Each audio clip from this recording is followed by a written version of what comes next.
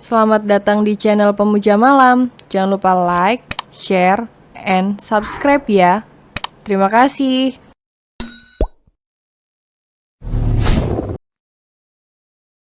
Episode 11, Trauma tidak akan mudah untuk hilang. Lily membiarkan laptopnya standby, menutup semua akses kamera di komputernya. Setelah tahu apa yang terjadi membuat Lily tidak bisa mematikan komputer seluruhnya. Takut kalau ada peringatan berbahaya seperti hari ini. Rion melihat Lily berpindah ke tempat tidur, bersiap untuk melakukan apa yang Rion suruh. "Kau tidak pergi?" tanya Lily saat mendapati Rion masih duduk di tempat yang sama, tidak terlihat akan pergi dari kamar gadis itu. "Tidak sebelum kau benar-benar tidur. Aku tahu jika aku tinggalkan kau akan diam-diam melanjutkan kerjaanmu tadi," kata Rion dengan mimik wajah yang mengatakan kalau ia tahu apa yang gadis itu pikirkan saat ini. Cih. Lily tertangkap basah bahkan sebelum ia melakukan niatnya. Hingga mau tidak mau ia membaringkan diri dan menyelimuti tubuhnya, bersiap untuk tidur. Karena tahu Rion tidak akan pergi sampai gadis itu benar-benar tidur. Sleep tight, princess, sweet dream. Ucap Rion yang ingin sekali mengecup gadis itu saat ini ketika mengatakan kalimat itu. Namun tentu untuk sekarang ia belum bisa. Tapi ia yakin suatu hari Rion dapat melakukannya setiap malam. 2 minggu setelah kejadian peledakan mobil Rion, suasana kembali damai. Tidak ada masalah sama sekali dengan apa yang mereka takutkan dan waspadai tentang Red Dog dan pergerakannya. Bahkan Lily yang terus mengawasi lewat dunia cyber pun tidak mendapatkan hal penting. Hanya beberapa orang yang melakukan pencarian di internet tentang Lorenzo. Dan saat Lily menelusuri siapa yang melakukan pencarian tersebut, ternyata hanya beberapa orang yang akan melamar kerja di beberapa perusahaan Lorenzo. "Boleh, kan?" tanya Lily yang menelepon Rion, meminta izin untuk keluar rumah bersama dengan Lucas. Untuk berbelanja untuk kebutuhan rumah yang telah habis dan juga berniat mengunjungi Robert, ayah Lily di restoran. "Boleh, bawa Flins dan Nate bersama kalian," jawab Rion dari seberang telepon. "Pastikan hati-hati dan jangan membeli es krim terlalu banyak, mengerti?" sambungnya. Lily berdecih ketika lagi Rion tahu apa yang gadis itu niatkan. Jujur saja Lily heran bagaimana pria itu bisa selalu tahu apa yang ada di pikiran sang gadis. Tentu Rion tidak memiliki kemampuan pembaca pikiran, kan? Suara tawa terdengar dari seberang telepon, membuat Lily merengut. Berhenti tertawa, Rion. Perintah Lily yang tidak berguna sama sekali. "Aku tahu kalau kau pastilah protes tentang aku yang bisa membaca niatmu dengan sangat mudah saat ini, kan?" "Lilipat, kau itu seperti buku terbuka dan sederhana. Sangat mudah untukku menebak apapun yang ada di otak kecilmu itu," kata Rion yang Lily yakin sekali kalau pria itu kini sedang tersenyum lebar. "Shut up," perintah Lily sebal. Oke, kalau begitu hati-hati di jalan," ucap Rion, mengubah nada bicaranya menjadi jauh lebih lembut. Tak ingin membuat Lily bad mood karena Rion yang terus menggoda sang gadis. Baik, setelah mengakhiri panggilan, Lily bersiap-siap untuk pergi keluar. Tak lupa juga merapikan Lucas yang akan ikut pergi. Tentu membuat Lukas keluar dari rumah adalah salah satu jadwal penting untuk bocah itu. Tapi karena 2 minggu suasana tidak memungkinkan. Jadilah Lukas berada terus di dalam rumah demi menjaga keamanan sang bocah. Kita akan kemana? Tanya Lukas ketika Lily memakaikan pakaian keluar rumah namun terkesan santai. Tak ingin bocah itu terganggu gerak-geriknya hanya karena pakaian semata. Kita akan ke supermarket dan juga bertemu ayahku, jawab Lily tanpa melupakan senyumnya untuk sang bocah. Suara riang terdengar memenuhi rumah saat mendengar rencana keluar mereka hari ini. Lukas bahkan terus berlarian penuh semangat dan tidak sabar mengajak Lily untuk segera pergi. Lily hanya tersenyum melihat Lukas yang kini sungguh tampak seperti bocah pada umumnya. Ia bahkan senang karena Lukas tidak terlalu takut lagi dengan keadaan luar rumah. Walau melihat orang dewasa masih cukup mengintimidasi dan membuat bocah itu takut, trauma tidak akan mudah untuk hilang. Setelah selesai melakukan persiapan, Lily mengajak Flynn dan Nate yang merupakan bodyguard yang menjaga Lily. Dan Nate hampir selama 24 jam di rumah. Sesuai perintah dari Rion, tentu 2 pria berbadan besar dan kekar itu mengiyakan. Dan akan menjaga Lily dan Lukas kemanapun mereka berdua pergi. Mereka berempat pergi dengan satu mobil milik Rion. Salah satu hal yang membuat Lily masih sebal. Karena Rion memberikan mobil mahal dan mewah untuknya begitu saja seolah membeli sebungkus permen. Terlalu mencolok, itulah menurut Lily yang sejak dulu pantang menjadi pusat perhatian orang-orang. Lily meminta untuk Flynn dan Nate menunggu di luar supermarket atau di dalam mobil. Dan membiarkan gadis tersebut bersenang-senang dengan Lukas di dalam pusat perbelanjaan tersebut. Tak ingin membuat orang-orang merasa tidak nyaman dalam berbelanja. Saat melihat tampang sangar 2 bodyguard yang sebenarnya memiliki hati yang lembut dan baik itu. Meyakinkan kalau tidak akan ada yang terjadi pada mereka.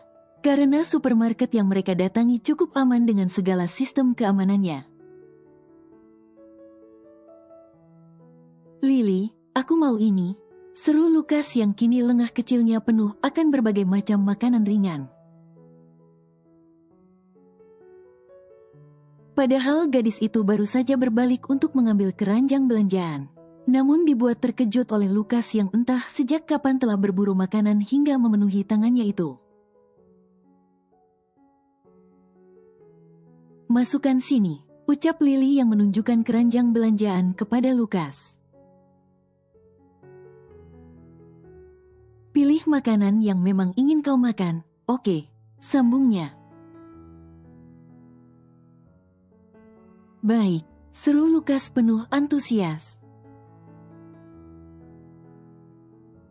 Senyum tidak bisa gadis itu tahan saat melihat betapa senangnya Lukas yang berlari ke sana sini. Dengan mata berbinar untuk melihat hal-hal baru dalam supermarket serba ada tersebut. Lukas bahkan terus bertanya ini dan itu akan barang-barang dan makanan yang tidak ia ketahui. Lily tidak menyangka kalau keranjang belanjaan sang gadis kini telah penuh. Bahkan ia menambahkan 1 keranjang lagi untuk segala keperluan rumah. Selesai melakukan pembayaran di kasir, Lily yang ingin menelepon Flynn dan Nate untuk meminta bantuan mereka membawa barang-barang belanjaan. Justru terkejut ketika 2 pria itu tahu sudah muncul di hadapan Lily tepat ketika ia mencari nomor ponsel mereka. Seakan keduanya telah siap sedia bahkan sebelum Lily dan Lukas berjalan keluar dari pintu supermarket. Netra Hazel Lily yang melihat sekitar saat berjalan di belakang Flynn dan Lukas menuju mobil.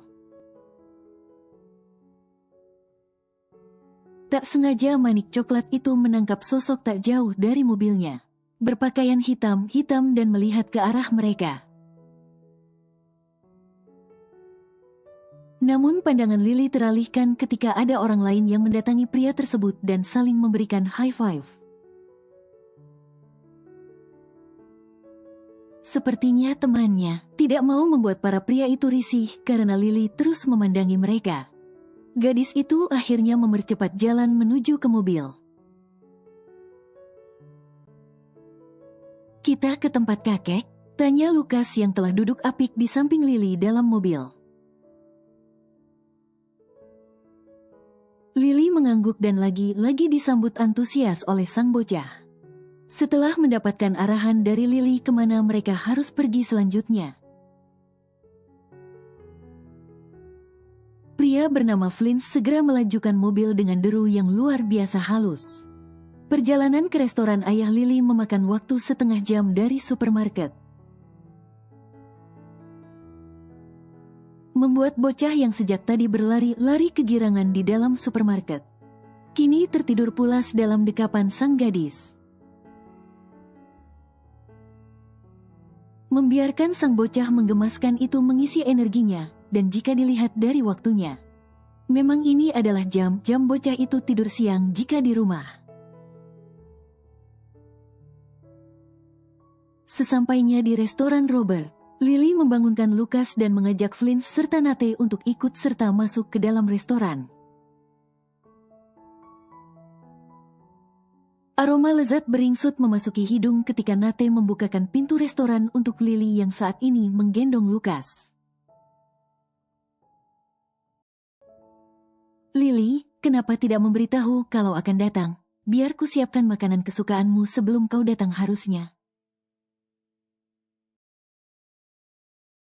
ucap Robert, tersenyum sumringah ketika mendapati putri kesayangannya datang.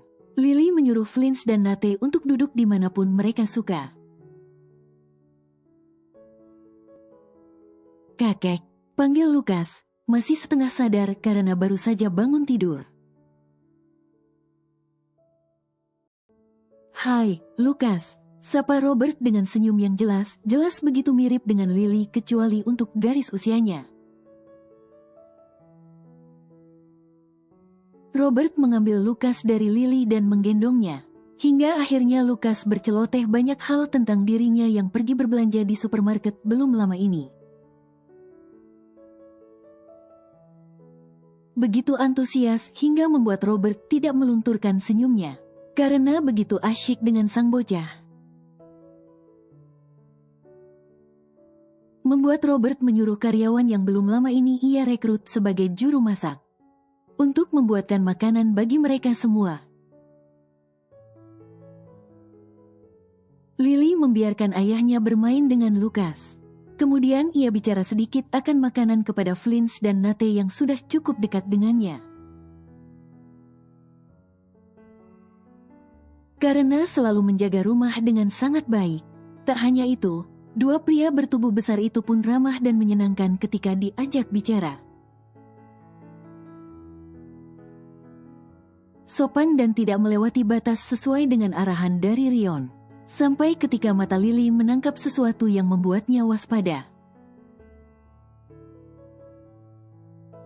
Tanpa sengaja ketika ia hendak mengambil makanan yang telah jadi bersama dengan Nate, ia melihat di luar sekitar 10 meter, di balik pohon di pinggir jalan. Lily melihat pria sama yang ia lihat di parkiran supermarket tadi. Awalnya ia tidak sadar karena pria itu bersandar di pohon sambil merokok. Hingga pria berpakaian serba hitam dan mengenakan topi serta masker tersebut menatap ke dalam restoran. Sepertinya orang tersebut tidak tahu kalau kaca yang tidak dapat dilihat dari luar justru tembus pandang dari dalam. Dengan cepat Lily memotret pria tersebut lalu mengirimkannya ke Rion dan memberikan pesan peringatan. "Perhatikan sekitarmu juga, sepertinya ada penguntit yang mengikuti kami sejak tadi." Tak hanya itu saja, Lily memberitahu Flint dan Nate tentang si penguntit tersebut. Berhati-hati agar tidak terdengar oleh Robert yang tidak tahu apa-apa mengenai apa yang sedang terjadi. Tak ingin membuat pria paruh baya itu khawatir setengah mati jika tahu apa yang sedang Lily hadapi sekarang. Pesan dari Rion masuk, membuat Lily sedikit bernapas lega. Jangan pergi kemanapun, aku akan ke sana. Pastikan tetap di dalam bersama Flynn dan Nate. Jangan takut, Princess. Akan kupastikan kalau kau akan aman, I promise. Tangan Rion menggenggam smartphone-nya dengan kuat saat ia melihat pesan masuk dari Lily. Ia mengira kalau gadis itu akan mengirimkan foto sang gadis dengan Lucas yang sedang menikmati hari berbelanja. Tak menyangka kalau justru pesan yang masuk membuat pria itu mengeram penuh amarah. Segera Rion menelepon Dante, yang kini sedang berada di lantai bawah untuk memberikan laporan perusahaan pada bagian accounting. Ada apa? Sebentar lagi aku selesai. Jawab Dante yang terdengar sekali sedang sibuk bicara dengan karyawan lain. Ke ruanganku sekarang, ada hal penting yang harus kau lakukan. Ada penguntit, ucap Rion tanpa basa-basi. Rion mendapati Dante mematikan panggilan, yang artinya kalau pria itu pastilah sedang berlari menuju ruang kerja Rion. Dan benar saja, hanya dalam kurang dari 2 menit pria berambut perunggu itu datang dengan napas tersengal.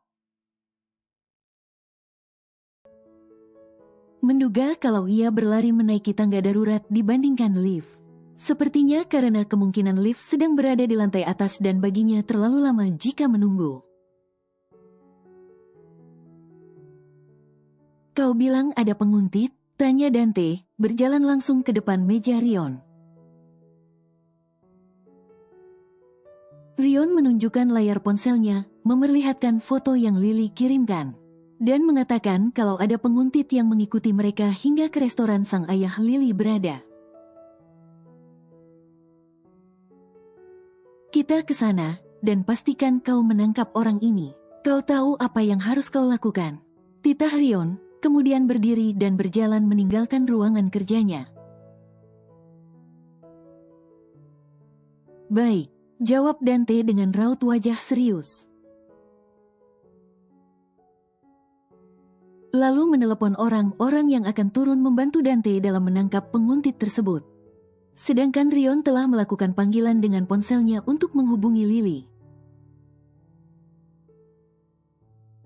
Mengatakan kalau pria itu akan segera datang ke sana untuk melihat situasi.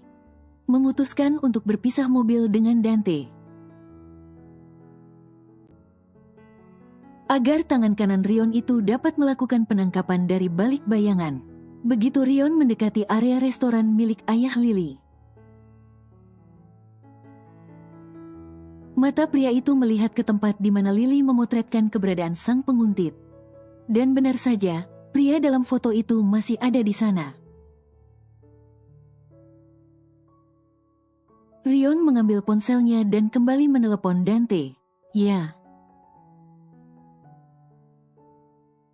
Jawab Dante hanya dalam deringan pertama, seakan tahu kalau Rion akan menelepon. Penguntit itu ada di seberang restoran, 10 meter di bawah pohon. Sepertinya amatir, pastikan jangan sampai lepas, kata Rion dengan nada dan wajah yang amat serius. Baik, jawab Dante, kemudian terdengar suaranya memerintah orang lain. Untuk melakukan apa yang harus dilakukan, sebelum panggilan ia akhiri. Begitu sampai di depan restoran, pria itu langsung bergegas masuk. Setelah dalam sekian detik ia memerhatikan penguntit tersebut dari sudut mata. Gerakan profesional yang jika orang lihat, Rion tidak melihat ke arah penguntit itu sama sekali. Suara riang Lukas terdengar begitu nyaring tepat ketika Rion memasuki restoran tersebut. Wajah serius pria itu kini berubah menjadi mimik lembut. Senyum telah merekah ketika melihat anak laki-lakinya berlari ke arah Rion dan memeluk kaki pria itu. Jelas sekali kalau bocah kecil itu tampak bersenang-senang hari ini. Lihatlah bagaimana senyum lebar dan mata berbinar itu tergambar jelas di wajah Lukas. Dan membayangkan ada seorang penguntit yang akan menghancurkan kebahagiaan Lukas hari ini membuat Rion murka. Saat bicara dengan Robert, Rion bisa melihat wajah tidak tenang Lily. Beberapa kali berjalan ke arah dinding kaca besar di pintu masuk untuk melihat keberadaan sang penguntit. Bersambung.